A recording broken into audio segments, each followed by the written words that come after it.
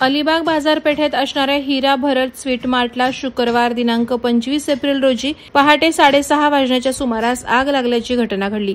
अलिबाग नगर परिषदेच्या अग्निशमन दलानं शर्थीचे प्रयत्न करत आग आटोक्यात आणल्यानं आजूबाजूच्या दुकानांना या आगीची झळ बसली नाही। ही आग शॉर्ट सर्किटमुळे लागल्याचा प्राथमिक अंदाज वर्तवण्यात आलाय। दुकानातील संपूर्ण सामान आगीच्या भक्ष्यस्थानी सापडून खाक झालंय। या भीषण आगीमध्ये जीवितहानी झाली नसली तरी लाखो रुपयांची वित्तहानी झाली। अलिबाग बाजारपेठेत असणाऱ्या हिरा भरत स्वीट मार्ट या दुकानाला सकाळी आग लागली। यामुळे त्यावेळी त्या परिसरात असणाऱ्या नागरिकांनी तातडीनं नगर परिषदेच्या अग्निशमन दलाला कळवलं। काही क्षणातच त्या ठिकाणी अग्निशमन दलाची यंत्रणा पोहोचली। अग्निशमन दल आणि स्थानिक नागरिकांच्या मदतीने दुकानाला लागलेली आग विझवण्यात यश आलं।